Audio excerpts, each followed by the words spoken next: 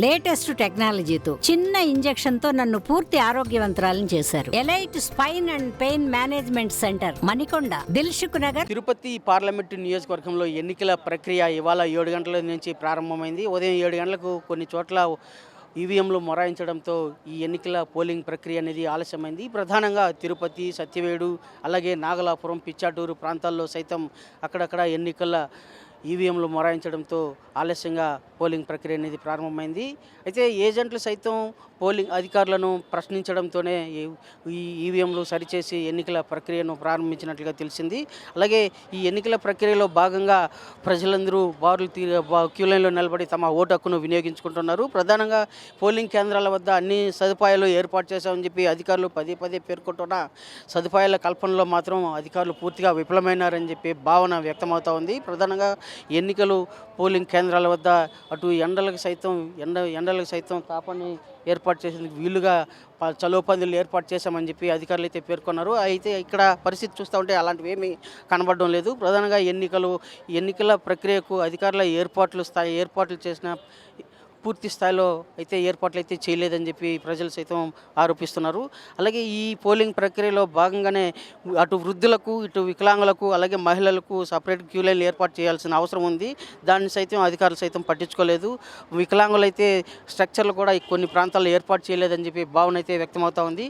అలాగే ఇలాంటి అధికారులు లోపభూయిష్టంగా ఏర్పాట్లు చేశారనే భావన అయితే పోలింగ్ కేంద్రాల వద్ద స్పష్టమవుతా ఉందని చెప్పి తెలుస్తూ ఉంది. అలాగే ఈ పోలింగ్ కేంద్రాల్లో అధికారులు సైతం ఏర్పాట్లు సరిగా చేయలేదని ప్రజలు సైతం తీవ్ర విమర్శలు ఎదుర్కొంటున్నారు. ఈ ప్రక్రియ సంబంధించి ఈ పోలింగ్ ప్రక్రియలో భాగంగానే ప్రజలు తమ ఓటు హక్కు వినియోగించుకునేందుకు గంటల తరబడి క్యూ లైన్లో వేచి ఉన్న ఎండలకు సైతం వేడి తాపాన్ని ప్రతిఘటిస్తూ అలాగే ఇక్కడ ఎండల్లో నిలబడి తమ ఓటు హక్కును వినియోగించుకునేందుకు ప్రజలందరూ కూడా క్యూ లైన్లో నిలబడ్డారు. ఇలాంటి వాటిని అధికారులు అయితే పూర్తి స్థాయిలో ఇలాంటి వాటిని నివారించి సదుపాయాలు కల్పించడంలో విఫలమవుతున్నారు అనే భావన వ్యక్తం అవుతూ ఉంది. ఇలాంటి పరిస్థితుల్లో ఇక్కడ స్థానికులు సైతం ఉన్నారు. వారితో కూడా మాట్లాడే ప్రయత్నం అయితే చేస్తాము.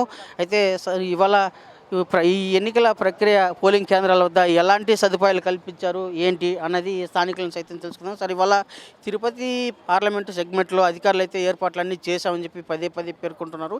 అయితే ఇక్కడ ఎలాంటి వాతావరణం కనబడుతుంది, మీకు ఎట్లా అనిపిస్తుందండి? లేదు, మరింత మెరుగైనటువంటి ఏర్పాట్లు చేయవలసిన అవసరం ఉంది. ఎందుకంటే ఎండ ఉంది, నడి రోడ్లో నిలబెట్టారు. వృద్ధులు, మహిళలు కూడా చాలాసేపటి నుంచి కూడా లైన్లో ఉన్నారు. లోపలికి పంపించాలంటే ఇక్కడ ఉన్న పోలీసులు అభ్యంతరం వ్యక్తం చేస్తున్నారు. యాక్చువల్గా ఇక్కడ ఉన్నటువంటి ఆర్ఓ వీళ్ళందరూ కూడా ఫెసిలిటేషన్ అటువైపు వేశారు. అంటే చలువ పందిర్లు అటువైపు వేశారు, కానీ క్యూ లైన్ ఇటువైపు నుంచి పంపిస్తున్నారు. మొత్తం 3 పోలింగ్ బూతులు ఉన్నాయి. 3 పోలింగ్ బూతులు కూడా బారులు తీరిన ఓటర్లు. అక్కడ 2 ఓట్లు వేయడం కారణంగా సమయం తీసుకుని దీనివల్ల కొంతమంది ఇబ్బంది పడుతున్నారు. పోలీసు వారు సహకరిస్తే ఎండలో కాకుండా దగ్గరలో నీడలో నిలబడే అవకాశం ఉంది. నేను ఇప్పుడే ఇక్కడ నుండి ఆర్ఓ కమిషనర్ గారికి కంప్లైంట్ చేయడం జరిగింది. వారు కూడా వస్తున్నారు.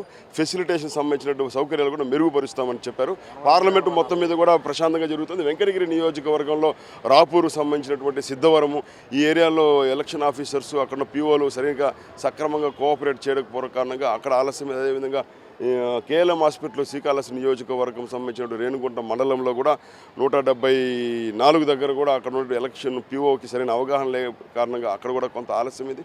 ఓవరాల్గా సత్యవేడంతా కూడా ప్రశాంతంగా ఉంది. ఓవరాల్గా చూస్తే ఓటర్లు ఎక్కువ మంది ఉదయం నుంచి కూడా లైన్లో ఉన్నారు కాబట్టి దీన్ని బట్టి తెలుస్తుంది మధ్యాహ్నం కల్లా 50% ఓట్లు పోలేటువంటి అవకాశం కల్పించి ఎన్నికల కమిషన్ ఇచ్చిన పిలుపుని సానుకూలంగా తీసుకునే ఓటర్లు అయితే ఉన్నారు. అధికారులు, పోలీసులు కానీ సహకరిస్తే ఇంకా ఎక్కువ మంది వచ్చి ఓటు వేసే అవకాశం ఉంటుంది. అంటే పోలింగ్ కేంద్రాల వద్ద మహిళలకు ప్రత్యేక క్యూ లైన్లు, అలాగే వృద్ధులకు, వికలాంగులకు ప్రత్యేక సదుపాయాలు కల్పించాల్సిన స్ట్రక్చర్లు అలాంటివి ఏర్పాటు చేయలేదని చెప్పి ఆరోపణలు వస్తాయి. దీన్ని ఎలా భావించాలండి? లేదు, సరిపోలేదు, మరింతగా చేయవలసిన అవసరం ఉంది. ఎందుకంటే ఎండ తీవ్రత పెరుగుతోంది. ఇప్పటికే 9 గంటలు ఇట్లుందంటే ఇంకా మధ్యాహ్నం కొద్దీ ఇంకా పెరిగే అవకాశం ఉంది. కాబట్టి వీలైనంత ఎక్కువగా సౌకర్యాలు పెంచాలి. తాగునీటి సౌకర్యము, మజ్జిగ ప్యాకెట్లు కూడా ఎలక్షన్ కమిషన్ ప్రొవైడ్ చేయాలి. ఎందుకంటే మా పార్టీలకు సంబంధించిన వ్యక్తులు ఇస్తుంటే నిరాకరిస్తున్నారు. పోలీసు వాళ్ళు అభ్యంతరం వ్యక్తం చేస్తున్నారు. కాబట్టి ఇక్కడ ఆర్ఓ గారి దృష్టికి కూడా తీసుకెళ్ళాము. వెంటనే మెరుగుపరుస్తూ ఉన్నారు.